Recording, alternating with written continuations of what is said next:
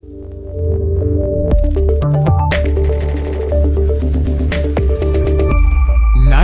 of the Living Geek.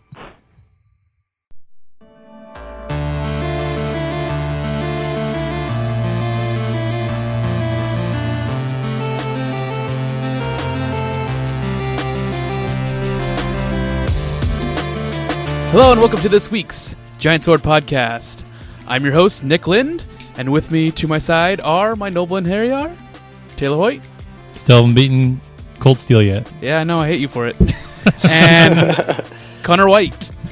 How's it going? I'm not by your side. I am over the interwebs, but I'm happy to join you in spirits. There you go. Just like what in Harryar are, spirits. Exactly. Whoa, dude. That's like some total next level kind of stuff right there. We're getting real deep here. I'm sorry. Didn't mean to.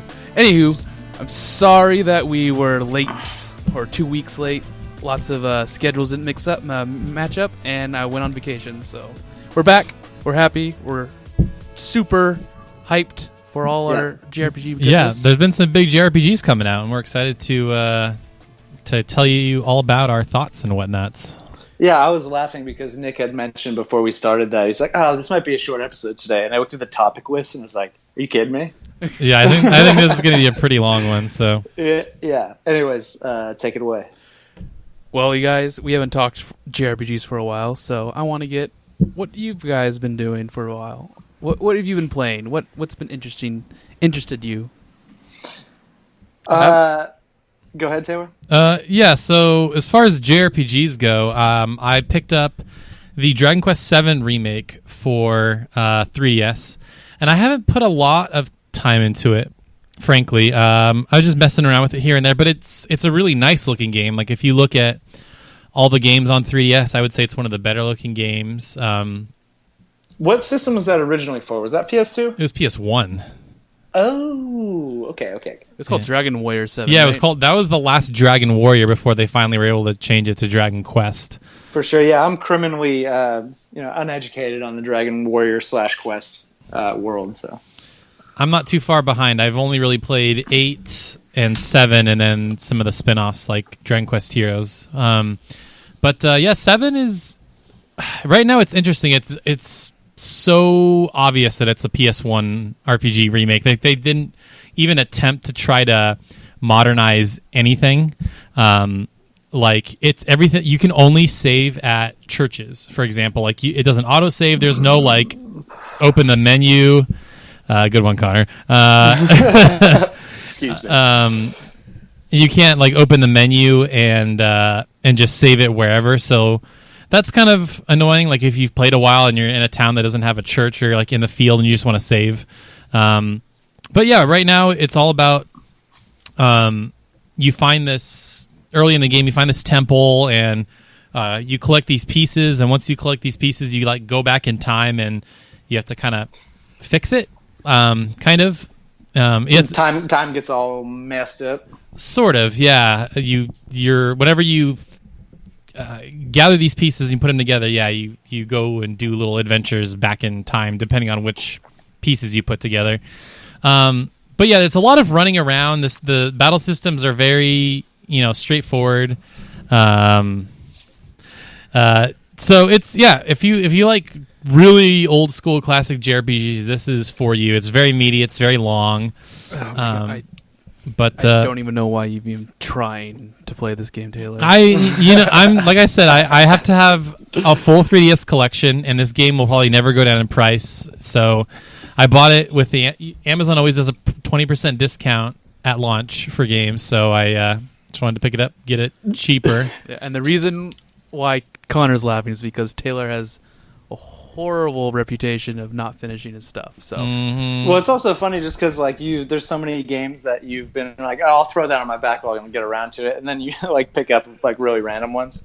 But that's not why I'm laughing. I did have a question actually. So you mentioned kind of like the archaic nature of the game is totally preserved, like its PS1 kind of qualities. Yeah. Like, does that feel like intentional to kind of keep the original feel of the game, or is that just them being like, let's port this over and release it with it, whatever, like laziness?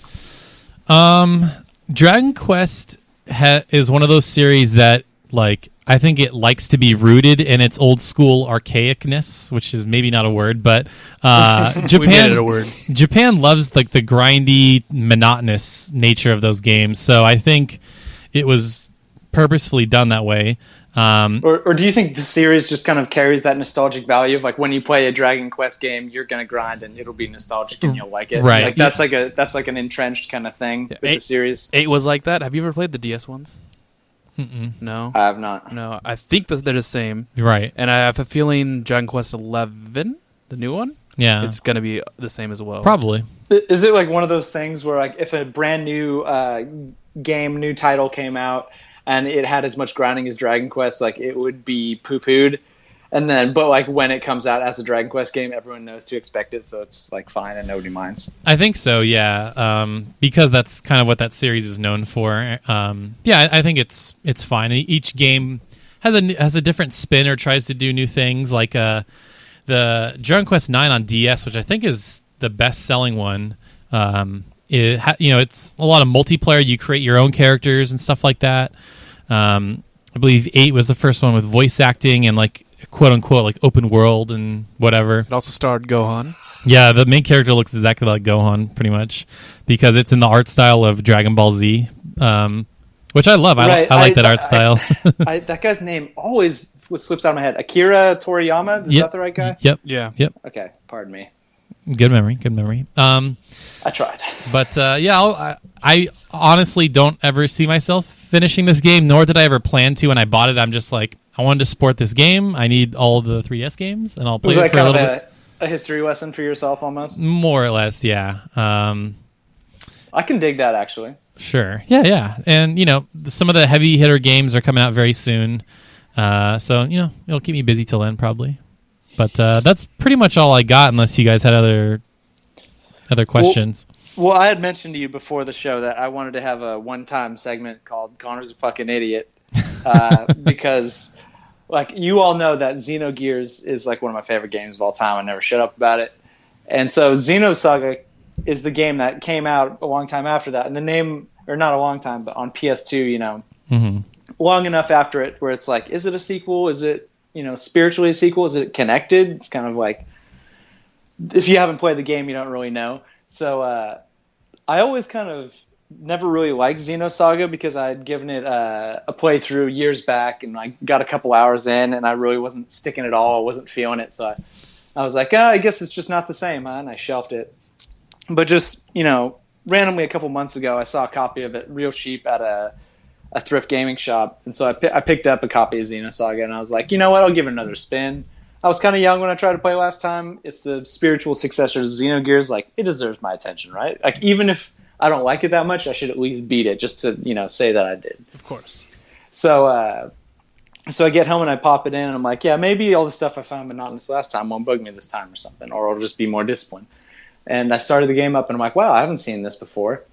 And I keep going. I'm like, wow, I don't remember this. Wow, last time it didn't start like this. And I realized that the last time I tried to play Xenosaga, I actually played a different game in the series, like episode 2 or 3 or something.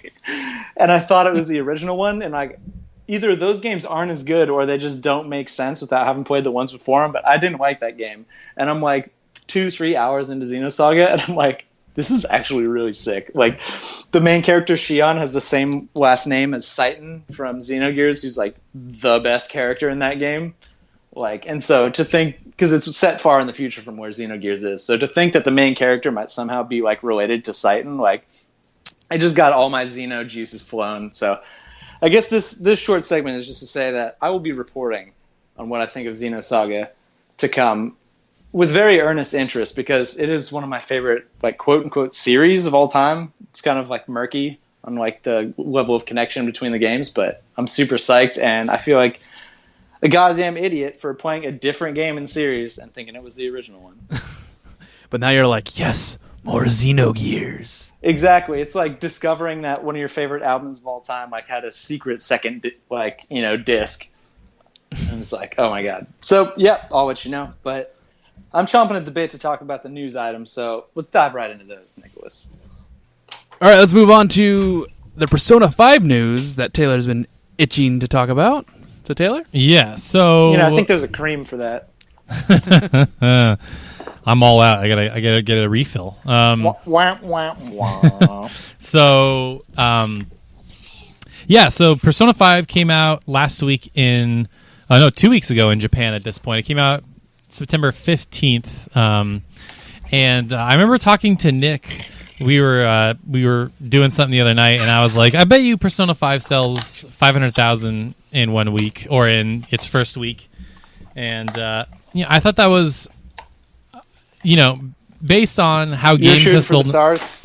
A little bit. Like, I hadn't ever seen what it sold in Japan, but I know, like, the zenith is, stuff like Yokai Watch and Pokemon. Those games will sell in the neighborhood of, like, somewhere like 700,000 to a couple million, depending on what the game is.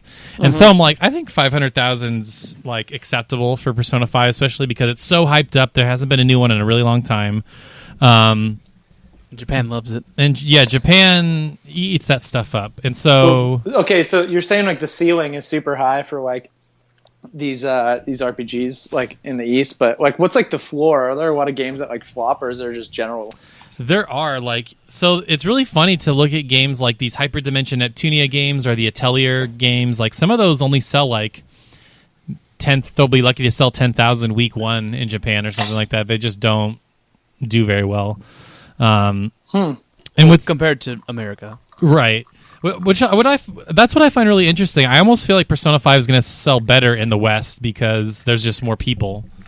Well, and plus, like, the seed that's been planted by, like, their games coming out and, like, kind of being popular over here for a while, like, that tree is, like, growing to be quite large, and it's a bad time to harvest, so I think it will be pretty huge in the West. Like, I agree with you completely. Totally. So to get right to the point, so the actual number is they've sold about 338,000 copies week 1, so not quite 500,000, but it is the best week 1 sales for any Persona game. The next closest was the original Persona on PlayStation 1. Whoa, which that's crazy. I know, right? Like, that's not what I was expecting. I figured it would be like a steady crescendo going up.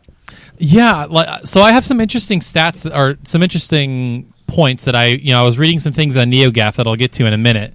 But Persona, the original, sold 201,000 in week 1, and I believe that is the best-selling Persona game to date, which is crazy. You'd think it'd be 4 or one of the remakes, but apparently a couple. This is all like opening sales, right? No, all time. The original Persona is the best-selling Persona game of all time. Seriously? Yeah, I didn't. Wow. I had no idea. But I went to a lot of like fan sites, and NeoGAF had this like really like deep list of information and stuff like that. So I believe the original Persona, it peaked at around 391,000 sales or something like that. So Persona 5 Good Lord. Persona 5 is going to beat it next week. Like, it will. It's only 60,000 copies away from becoming the best-selling Persona game, and that's after a week. Yeah, isn't that crazy? Only after like a week, which is nuts. Yeah, that's nuts, man. And by the time this podcast comes out, the new Japan has this really great tracker thing called Media Create. They actually track it week to week, very exact numbers. So by the time this podcast comes out, we'll probably have the new sales information, and it will probably have been, now it's the best-selling Persona game or whatever. But I do kind of want to dig into like why the original Persona sold so well. And somebody brought up a good point that Persona 1 came out in what I would like to call the golden age of JRPGs, where like every week like an amazing gem of a game was coming out, and I feel like any company could just put out an RPG and JRPG, and if it was of some decent quality, people were just going to eat it up. And so I think that was what their theory was, that it just came out at the right time, and it was unique from Final Fantasy and Tales and whatever. It was like kind of. It was still when turn-based strategy was the standard for RPGs. Right, yeah. But turn-based strategy had been around for a while, so it had gotten to a point where the system had gotten really refined, and like it was at a point where like so many new companies and new developers could create really cool new battle systems building on like all the innovations that games before them had made.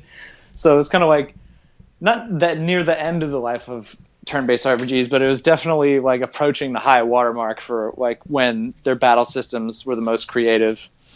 Yeah, absolutely. And we never got so there were 2 Persona 2s in Japan. We only got one of them, and eventually we got the sequel on PSP. But it like peaked at Persona 1, and then I think the next one they didn't sell bad, but it just never got there. And it slowly over time, like the sales rose, and I think Persona, do you think the massive hype of the first one kind of like the second one couldn't possibly live up to it, like a la Final Fantasy 7 to 8?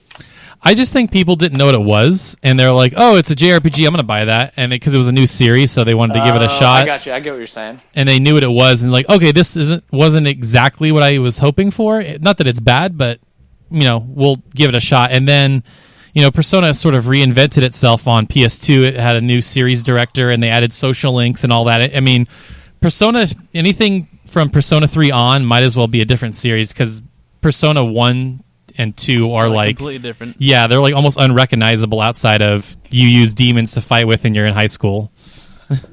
Is it like, in what ways do you think? Is it more like dark or like macabre? Because I remember like reading the reviews back in the day, like in a PSM or whatever, back when in their heyday. I remember thinking that game looks kind of creepy, because like, I'm a younger kid at that point too, but like that was my only real takeaway really from seeing like pictures from the game and hearing about the concept of it. Yeah, I want to say, I mean, I haven't played those, so I don't know exactly, but I mean the subtitles were Persona 2 Eternal Punishment and Persona 2 Innocent Sin, so like I think just straight from the titles it's probably got a lot of heaven and hell going on there. Right, exactly.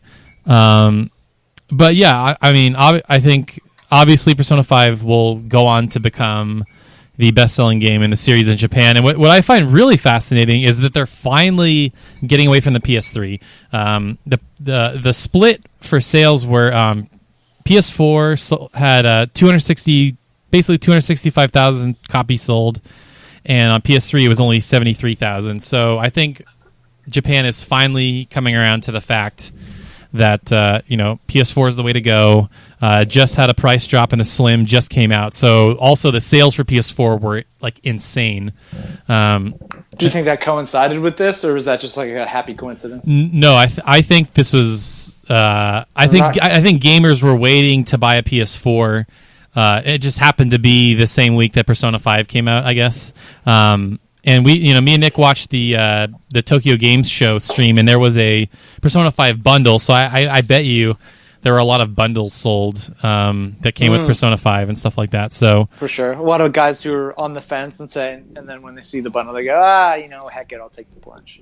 Yep. Totally. And just one last point on this. So one thing I've come to discover is that Japan is unusually harsh on Amazon reviews for whatever reason. So when they buy a video game and they go and rate it, they usually rate it like extra harshly.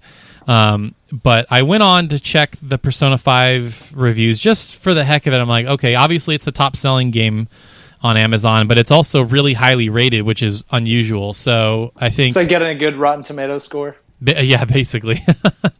So I think, I haven't read specific spoilers, but from every person I know that I follow on Twitter that's imported the game, they said they're loving it. It's amazing. The reviews are good. The user reviews in Japan are going well. It's selling well. So I think it just bodes well for the series. I'm really hoping that it turns the corner, and I'm trying to call it I'm hoping Persona 5 is that series Final Fantasy 7 moment where it really breaks into the mainstream and people care about it. But yeah, it's like, yo, bitch, like we are officially here. Like we've been here for a while, like sharpening our weapons and perfecting our game, but now we are officially here. Exactly. Time to pay attention. And that might just be wishful thinking on my part, since Persona 4 is my favorite game and I want 5 to be awesome, but you never know. I'm just going to be amazed if you finish it.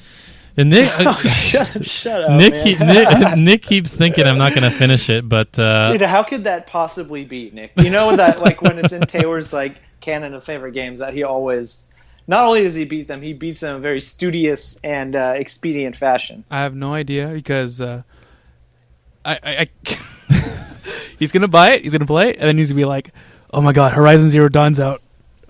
I gotta play that now." And then he's gonna forget about Persona 5. Persona 5 is 100 times more of a Taylor game than Horizon Zero Dawn is. Trails of Cold Steel is a Taylor game, and he's not playing that. I don't know if it is. I don't. Nick, I don't. I think you just want Trails of Cold Steel to be everyone's game, but I'll tell you right now, it is not, sir.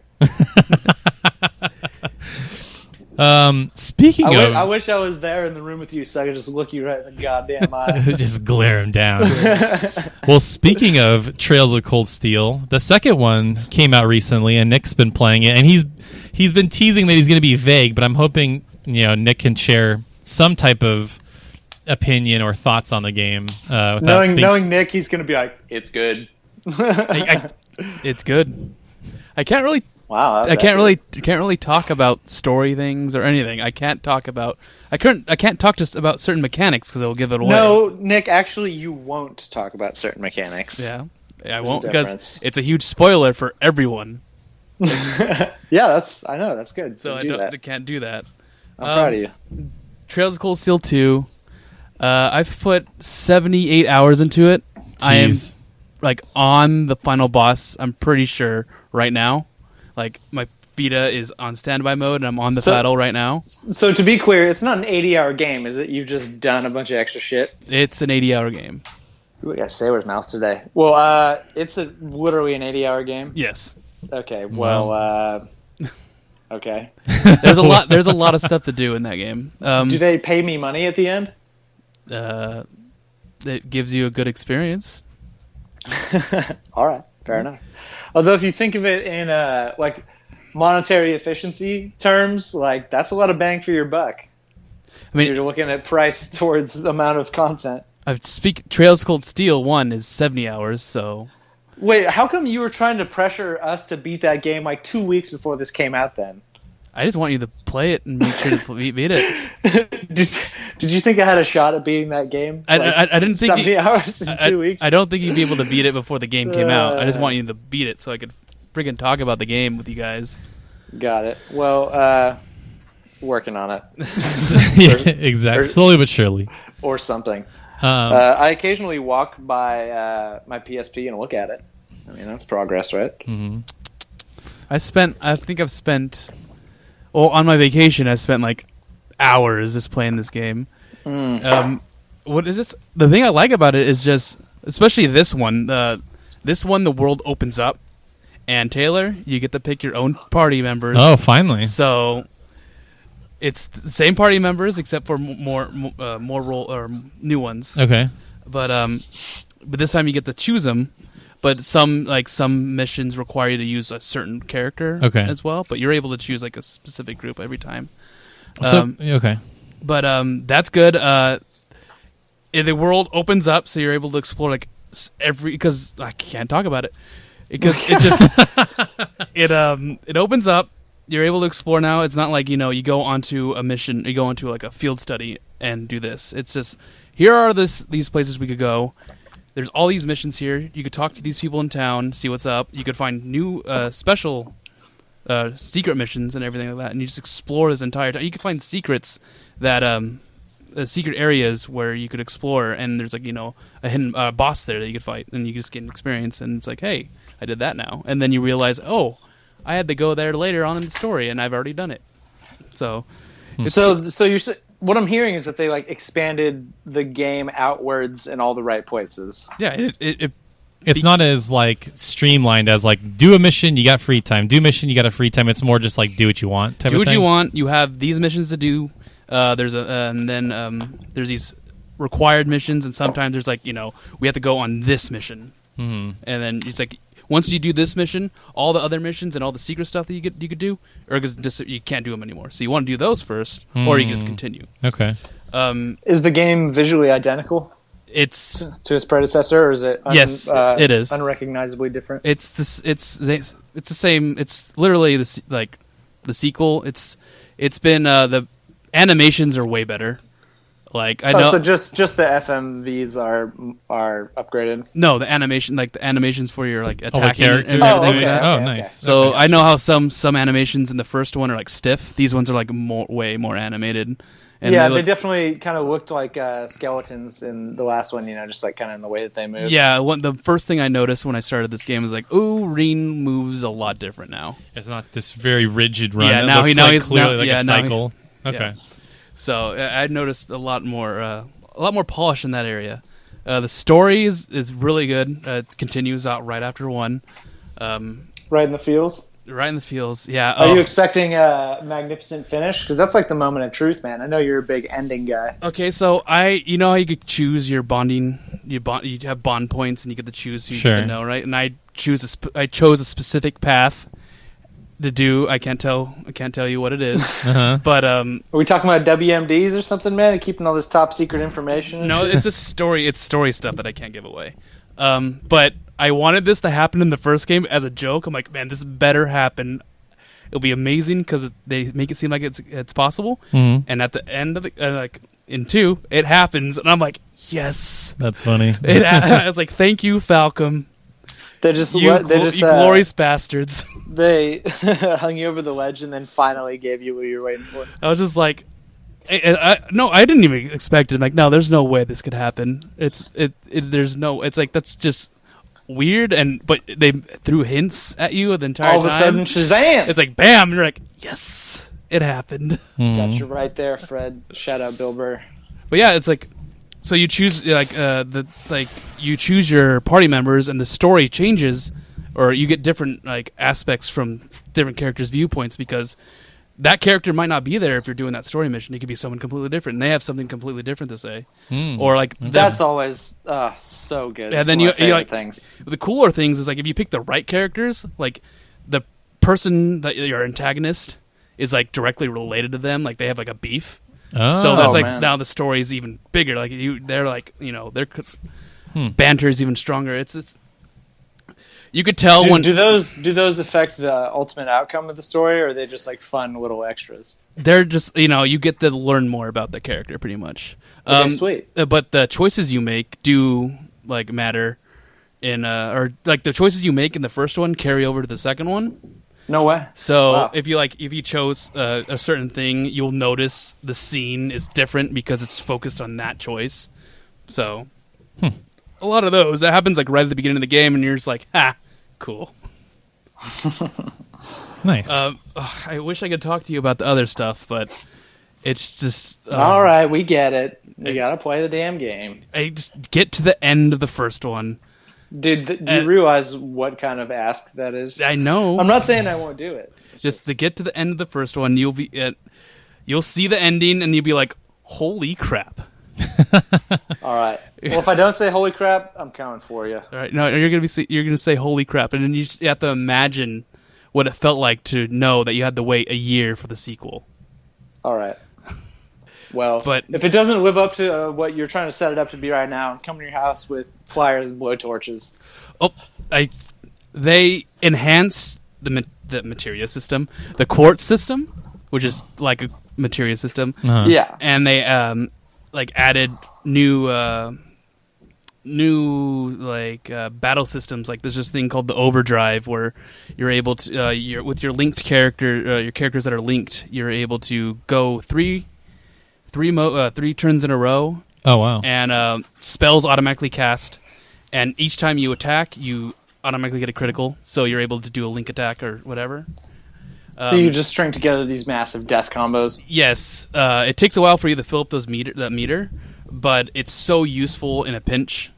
But the way you could customize your characters to play a certain way, and you could make them so two characters combo each other perfectly. And I comboed my special team so well that every battle I was able to kill main secret bosses, boss chests, Oh, jeez. in one kill and one awesome combo, and it's always just so sick to watch. You could skip the animations to make the battles go by faster, and I watch them every single time because they're just so cool. And I love doing that so much. I think I broke the game. Nothing like a great combo. With my combo.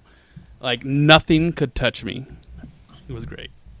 Nick destroyed the game. Well, if you So- need any tips, email us at AskGiantSword Podcast, whatever it is. Just kidding. Yeah, But I guess not really. He'll probably give you tips if you email him. definitely give you tips.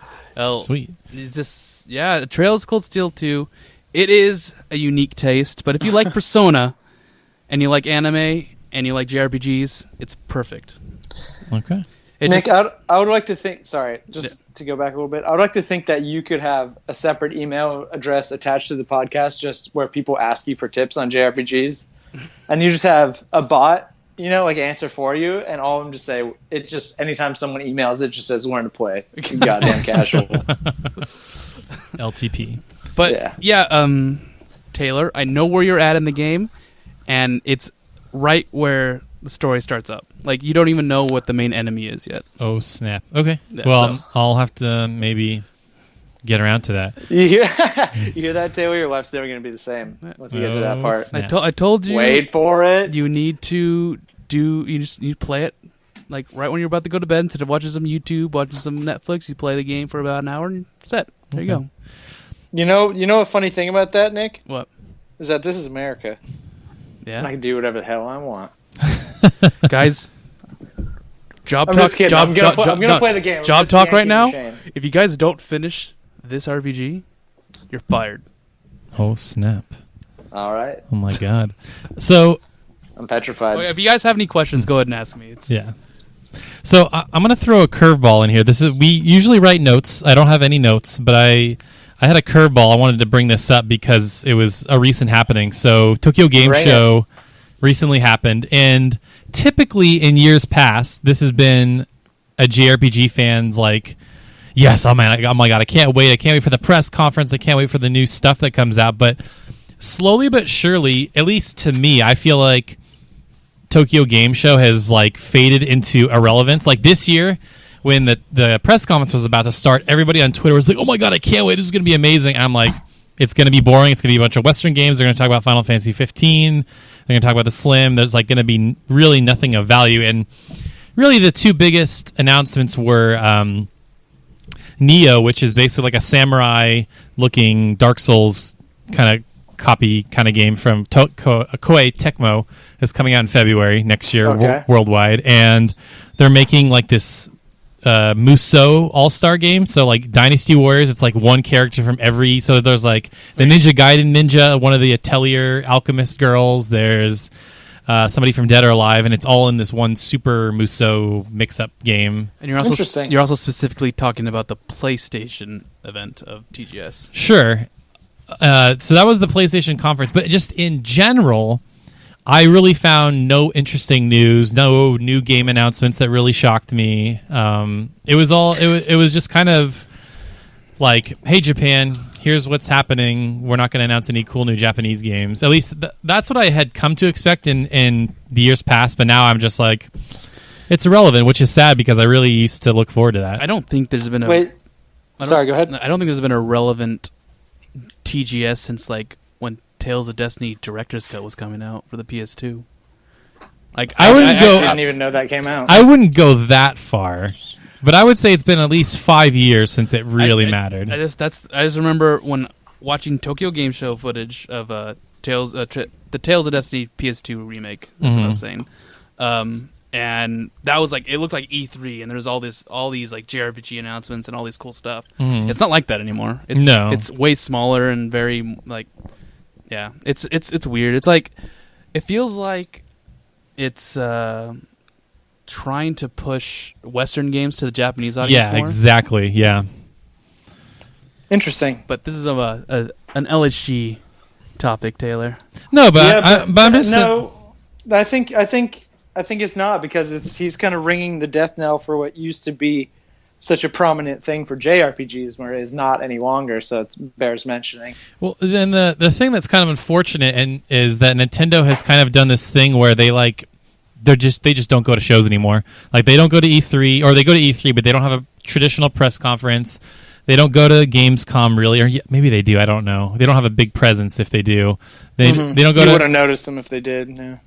They just kind of do their own thing, and I don't really remember anything massive coming out of TGS for the 3DS or obviously the NX is around the corner. They didn't. Is it around the corner? I don't know. Supposedly, I mean, it's supposed to come out in March. But anyway, I just wanted to like kind of touch on that real quick. How it's kind of sad. Like I remember last year they didn't show any of the stuff that we wanted to see, like Ni no Kuni 2 and the Final Fantasy 7 remake and Dragon Quest 11. Yeah, I thought there's a lot of JRPGs out there. They just didn't show anything. And those are all huge titles that are looming in the distance that are like you would imagine would be really easy to at least scare up a little bit of teaser footage just to make people go crazy. It's like it seems kind of obvious that would be the right move, but what could be stopping that from happening? Is it just like you said, like the Western game powers, who I imagine just by the economy of the U.S. versus like Japan's like is more powerful just because it's larger. The money, yeah, the money. I don't want to talk too much about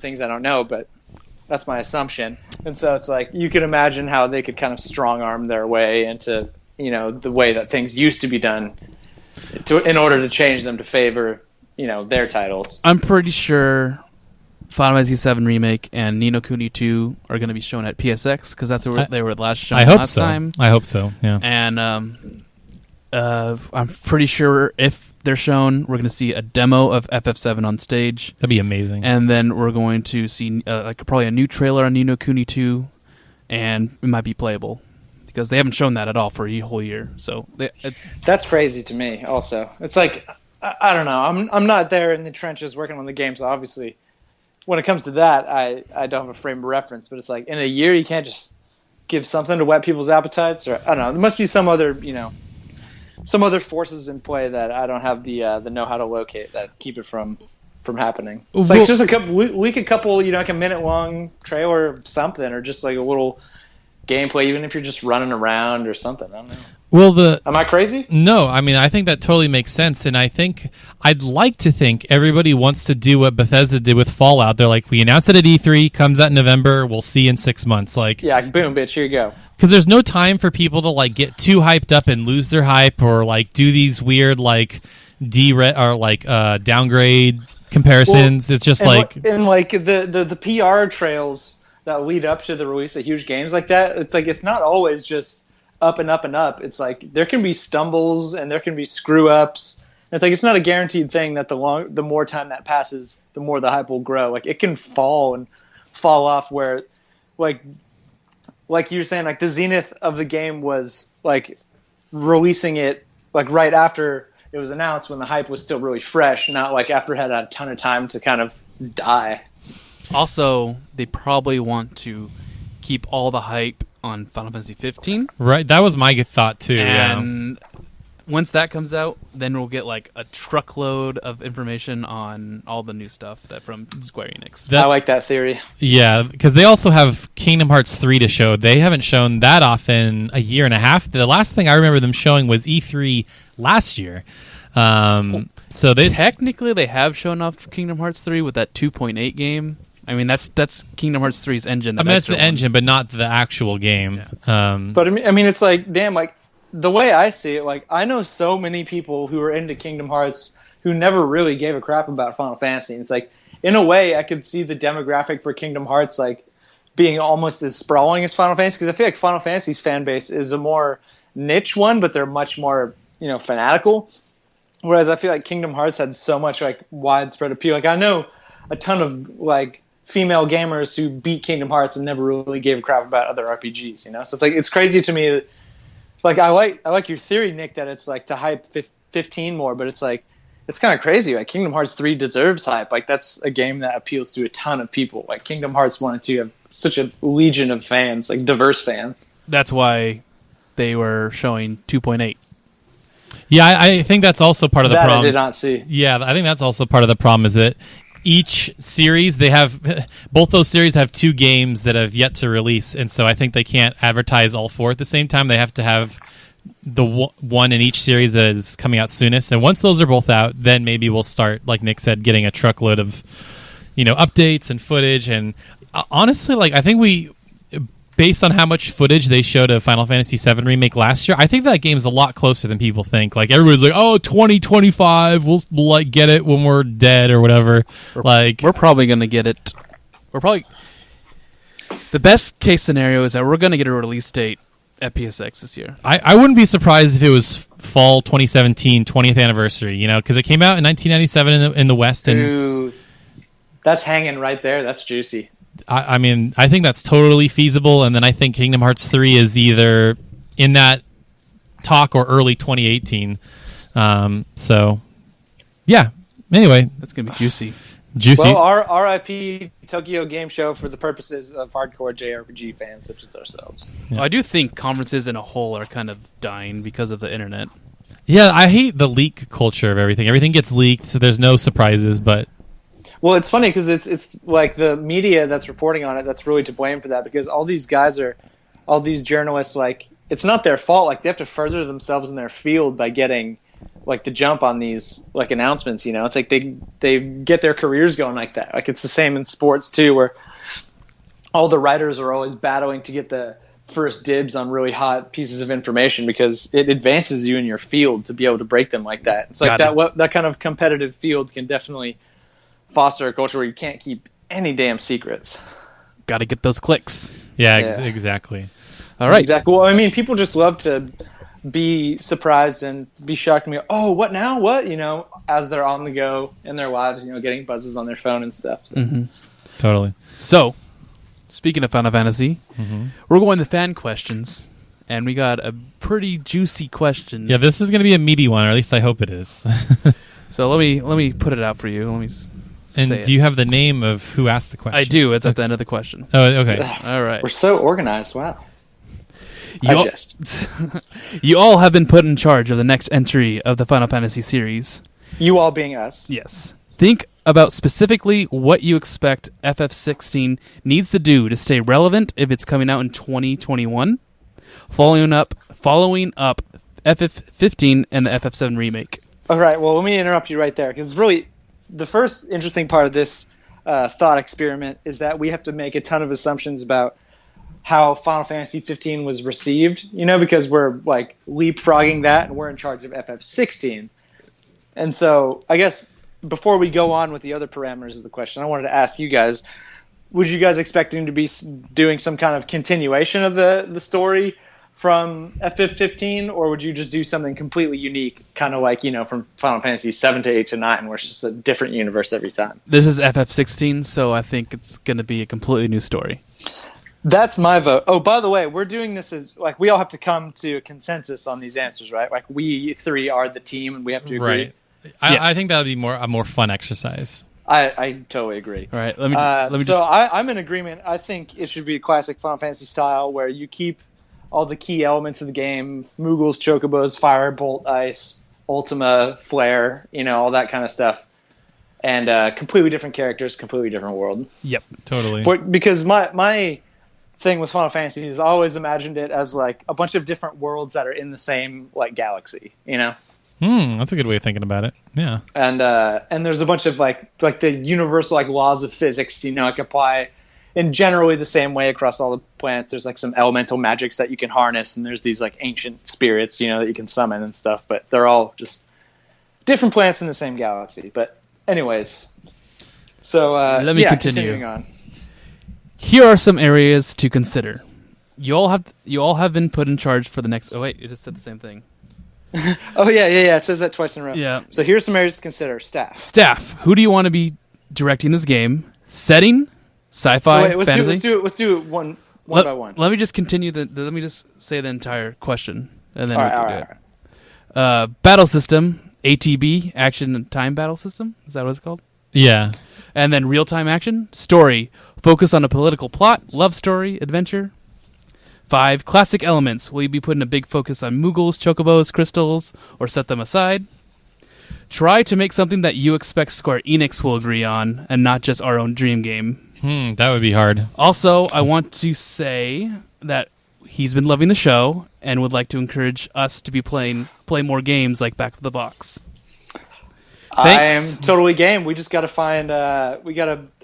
Seems like we've made some missteps in picking the last couple games for the Back of the Box challenge, but I am completely on board with continuing that. Yeah. Totally. We need more games, and thanks for the love, dude. Thanks for the love, big time, and appreciate the thoughtful, deep question. Mm-hmm. That's from Ian at Alexander Arts. Whoop. Okay, so number 1, staff. Who do we want directing the game? You know what's really funny is I think between the three of us, we don't really know a lot of the actual staff members at Square. Hironobu Sakaguchi. Sakaguchi. Bring back Sakaguchi. So that would be interesting because he's no longer. I think after the movie The Spirits Within, I don't know if he left or he got let go. I don't know what it is, but he went off and started Mistwalker and did, Blue Dragon, Lost Odyssey, Last Story, things like that. Well, couldn't give a crap about those, but all I know is his body of work with Square when I was a young man. Exactly. I think that would almost be a good marketing thing. You know what I mean? Like, hey, the father of Final Fantasy is back to direct the next entry in the series. Like that, I actually would kind of be down for that idea because the only other 2 directors that I know. Well, I guess 3. There's 3 directors, right? So we've got Tetsuya Nomura, who's on the Final Fantasy VII Remake and Kingdom Hearts 3. So forget him. He needs a break. Yeah, we got some new blood in here. We're trying to be creative. Let's do... Or how about this? Let's just name me the director. How about that? You guys in? Let's do... Nobody? Hiroyuki Ito. Oh, he directed Tactics, right? He directed Tactics, 9, 12, and 6. Okay, yep, that's our guy. Yeah, so for sure. Him. What's his full name? Hiroyuki Ito. Hiroyuki Ito. All right. I'm pretty sure I'm butchering that, but that's what. All right. Well, he's our director. Yeah, exactly. I don't know much about Hiroyuki, but or I didn't know much about him, but all I know is that's my boy right there. I mean, to direct. I may have just learned his name, but that's my guy. I mean, 9 and 12 and Tactics.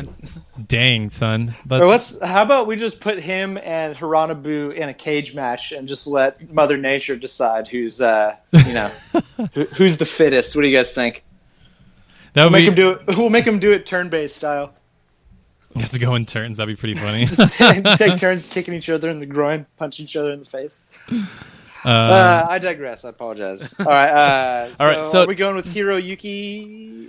Hiroyuki, I would say, yeah. Because I mean, he's directed a lot of games that are your favorites, our favorites. Yeah. Absolutely. And yeah, the thing about his particular batch of games that he was involved in is that none of those are clunkers. Like there have been kind of clunkers like scattered around in the Final Fantasy canon, but none of those are him, and some of those are, like you said, some of the best that have come out. So that's definitely like the Ivalice theme. It's almost even tempting to kind of revisit that and set it in the world of Ivalice, but that's a thought for another day. Well, we can. Speaking of setting, do you want it to be sci-fi, modern, fantasy? What do you want to do? I think what we discussed kind of before the podcast started was that I think grounded in fantasy, but have sci-fi elements like airships or guns or robots or things of that nature, but generally have it be fantasy. I mean, do we still kind of agree on that? I wanted I wanted to be like super fantasy, like what? just like medieval fantasy and like old school. Yeah, old school. Okay. Oh, and then sometime like the action of the story is like some super futuristic type stuff is discovered or it comes crashing to Earth or something, and it like turns their whole world upside down. So that way it has like the fantasy elements and the sci-fi elements, which is like a prerequisite of being a Final Fantasy game. You can look at pretty much all of them, and it has some kind of element of quote unquote futuristic and quote unquote. But here's medieval. the big question: is your hometown burned down? That's a good question. Yeah, I like that idea. It's like, it's fantasy, super fantasy, and then like they discover like an ancient civilization that has like airships and stuff like that. Yeah, exactly. Or some alternate, they come in contact with some alternate, civilization or something, a culture. Mm-hmm. Obviously, we're just conjecturing. We're not going to like nail down some plot right now, but these are awesome ideas. Like almost to kind of mix the futuristic and fantasy thing, like almost kind of like Xenogears did, where there's like this hyper advanced civilization that's like policing the whole world, but they're like hiding in the sky, and like nobody on the surface has any idea. They're all like living in basically like medieval conditions, while these futuristic overseers like float invisible in the sky. I don't know. Sorry, I thought that was always a cool concept. Well, we'll go one by one. Let's talk about the battle system next. So it's either ATV or real time, or we could think of our own. Of course, Nick's going to say, "I want the Tales of Destiny remake battle system." That's real time, and no. For Final Fantasy, I would want turn-based, but I want turn-based modernized. See, I wouldn't want turn-based. I feel like there's multiple ways to modernize a turn-based system. So, do you have any concrete, kind of ideas on how you would do that, Nick? I would like you know how some games the battle system there's no strategy involved at all. You just press a button and you kill them. You keep pressing it and make sure you don't die. I want to have strategy. I want using haste, using shell or protect to be essential. Actually needs to be done. Sure. Or you'll get wrecked. Final Fantasy 12 really pulled that off nicely. Where if you're not using all those peripheral support spells, then you really, really feel it. I feel like there's not many Final Fantasies that really were like that. I feel like in most Final Fantasies, you only really need to use protect, shell, haste, etc. For super hard end game content or just bosses. Other than that, you can just coast. Those are the most fun battle systems. Is when you have to use support spells, because it's oh, I have a character that only has support spells, and the battle system I never need to use them. Well, you're useless. Right, yeah. In Final Fantasy 12, you'll just be running around the field looking for something, and all of a sudden there's a Marlboro Overking comes at you, and you're crap, and you got to put protect on everybody, and cast haste on everybody, and all this stuff. You got to prepare. It's not just so oh man, I guess I'll cast bolt on this guy a couple times, call it a day. So I have an interesting idea for a battle system. So hear me out. It might take a little bit of time to explain, but I was thinking in my head a couple weeks back, if I were to make my own JRPG, my own battle system, what I would want it to be. And I think it could be a version of Final Fantasy VII's active time battle, where basically, how you have a bar that's filling up, and once the bar fills up, one person can go at a time.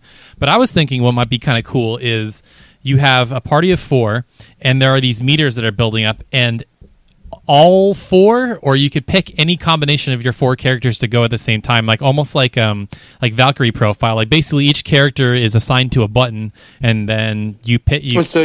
So you stack their turns on top of each other instead of taking them in sequence. Right. Yeah. I almost think that would be a cool way just to kind of start launching attacks or combo them off each other. Okay, you throw slow, and then I'm going to throw poison, and then I'm going to follow up with a big attack, and one thing that Final Fantasy 15 is doing that's really interesting is spells are interacting with the environment. If you cast ice, the area around you gets all cold and misty and stuff like that. So yeah, I love that.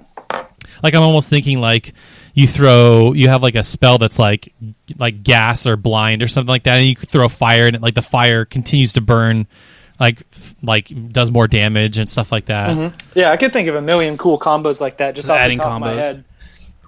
Kind of almost even Radiant Historia did this really nicely, where you can stack characters' turns similarly, but not quite like you described. And so one guy will have an upwards attack that'll knock an enemy in the air, and then your second guy will use a downwards attack where you'll leap in the air and spike him into the ground, kind of Dragon Ball Z style.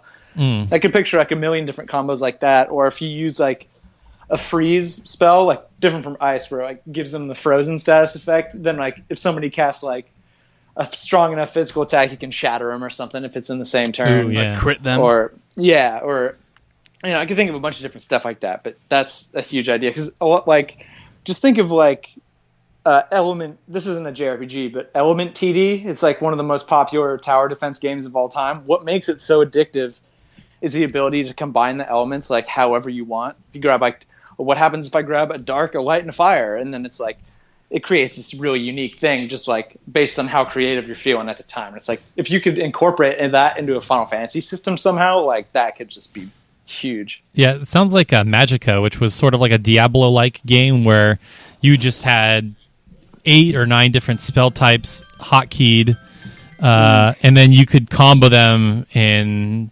however way you want, and they would make new abilities.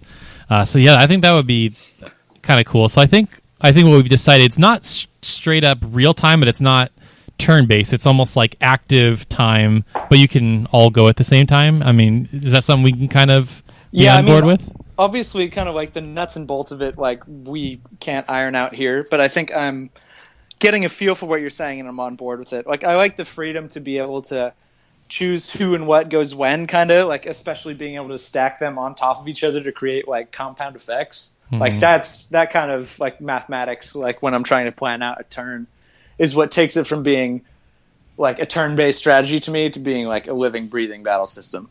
Right. Which is obviously our goal here. Exactly. Anything else you wanted to add, Nick? No. Whenever I think of battle systems, you're gonna hate me for this. What do you think I think of? Yeah, I said at the beginning, the Tales remake. No. Oh, what? Trails of Cold Steel. Oh. I love how that game is like so recent, but it's already just like become your new like game. I just like outlook on life. Like you just see everything through the lens of that. I'm not faulting you for that. It's just like it's crazy how it's really weird. Yeah, it's like, man, it's rare to see someone gravitate so strongly towards a game like that. Like if anything's going to inspire me to play it, it's just that fact alone. It's just high level. All right, the high level battles of that game just intense. All right. Nice. Well, we're not going to get into that, but it's like it does Taylor's thing where you could combo into things and stuff like that. So yeah, that's what I'm looking for. And I love the idea. We could throw this in there. I guess maybe you already kind of described it, but I guess this is just how we would do it. Is like kind of like in Trails of Cold Steel when your character's taking a turn and you get like maybe I'm getting this wrong just because I haven't played it as much as you, but like you can basically just click a button to have you, the character next to you like just do a combo attack where they like run up and like do a combo with you, and it's like I don't know.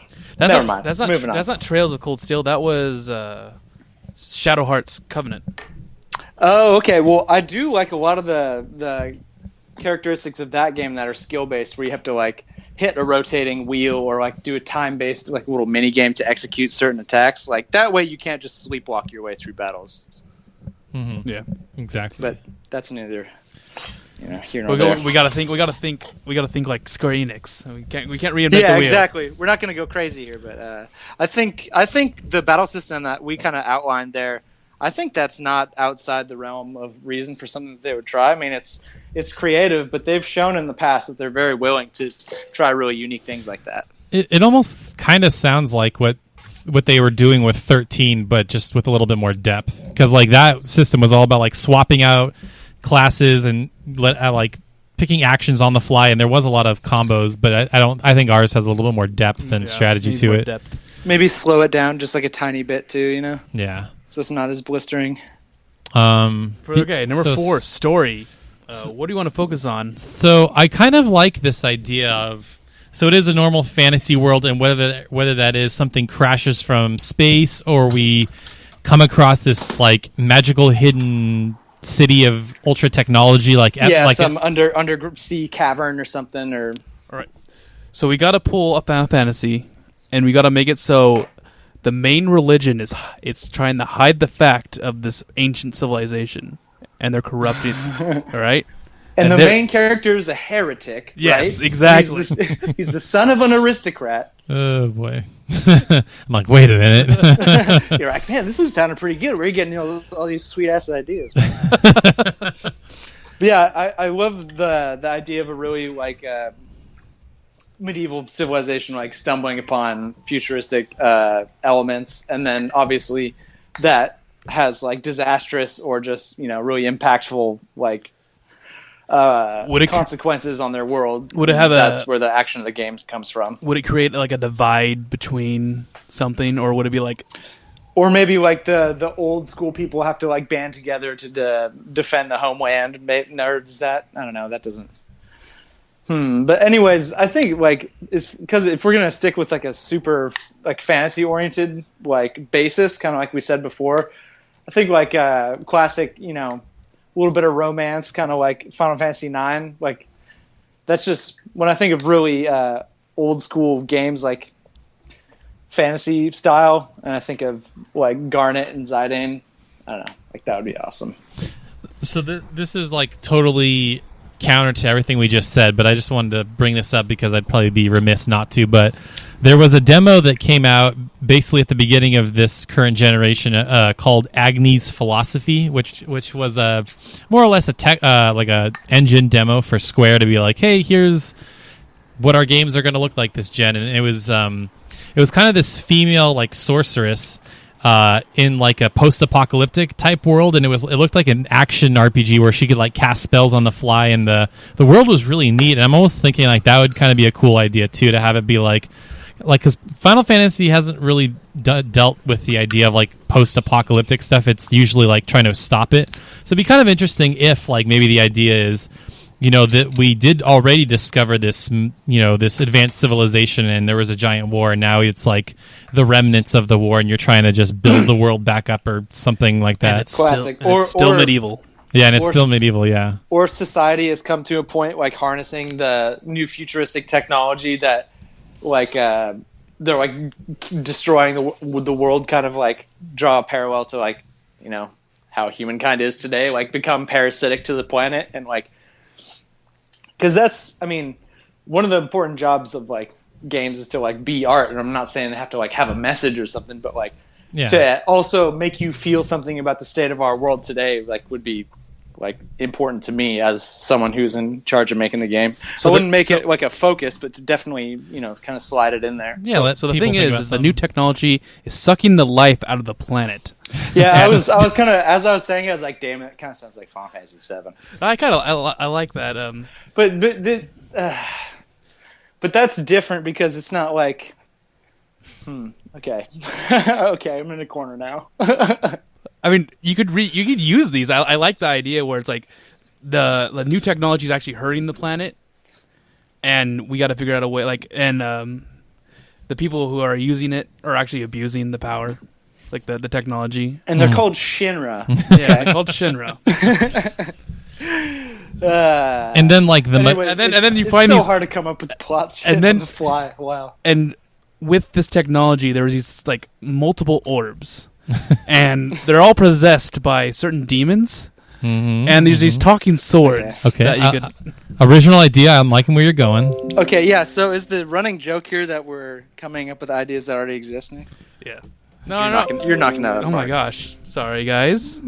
We're constantly getting all these update sounds. But I do like the idea of maybe throwing in classic elements like, okay, the world has these crystals or something, or maybe we have to find these crystals. There's like a legend of crystals, and the crystals can help fight back against this ancient technology. So maybe it's almost like it was almost like two old technologies fighting against each other. Now Nick's laughing his head off for some reason.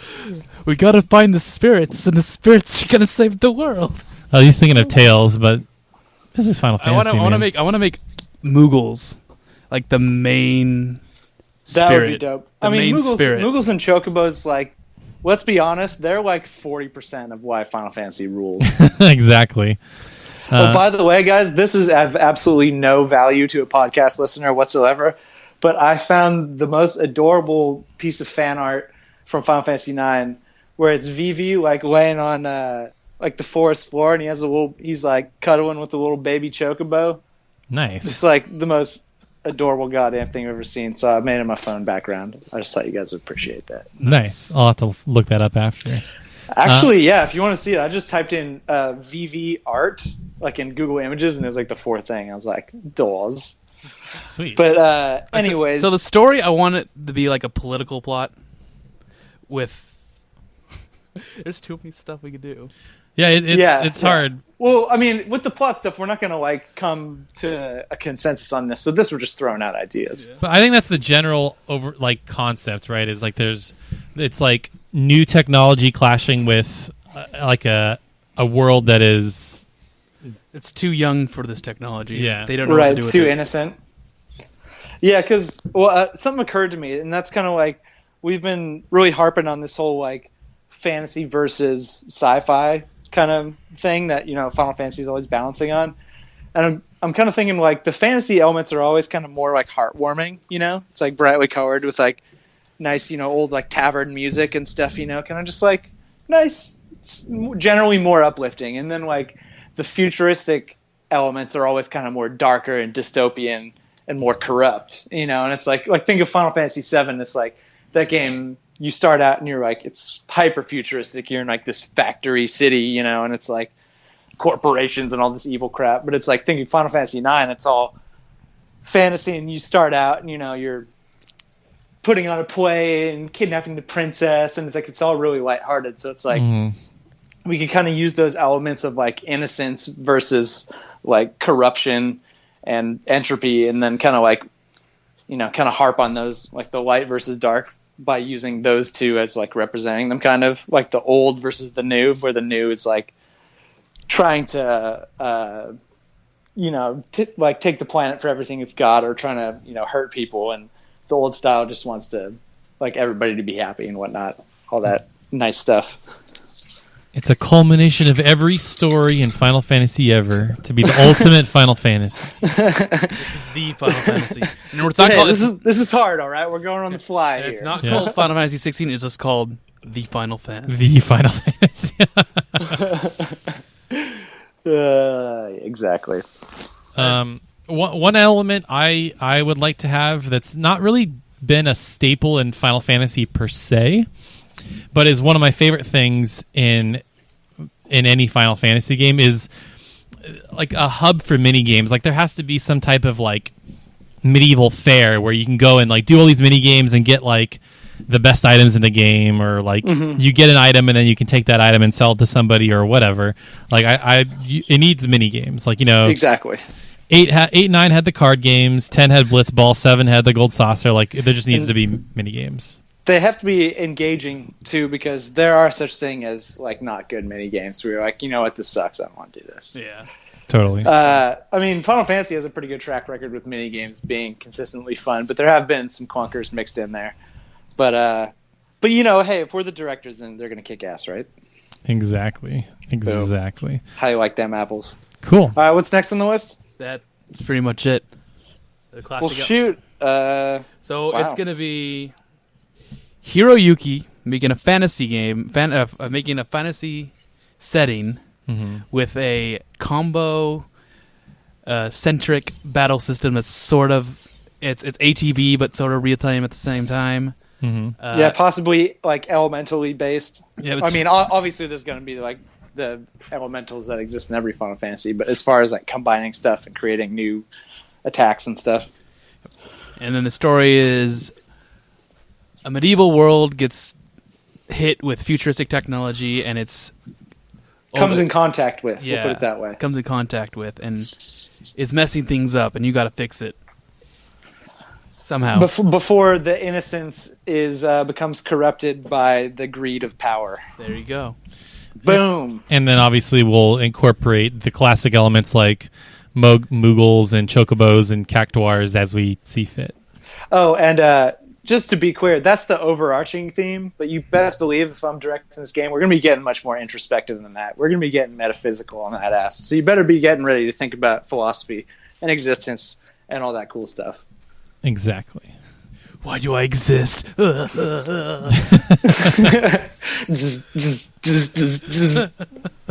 Well, that was an awesome... He's just a clone the whole time. Sorry.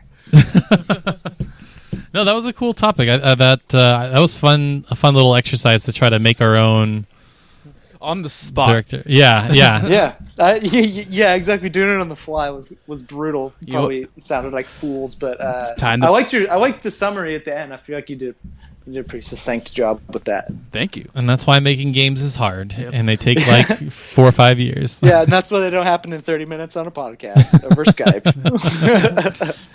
But that was an awesome fan question. I appreciate the exhaustive level of detail, and thanks for listening. Thanks for the love, man. And be sure to send us more. Yeah, absolutely. If any of you have questions for us, go ahead and email us at askgiantsword@gmail.com. We'll answer them we'll have a segment on every podcast.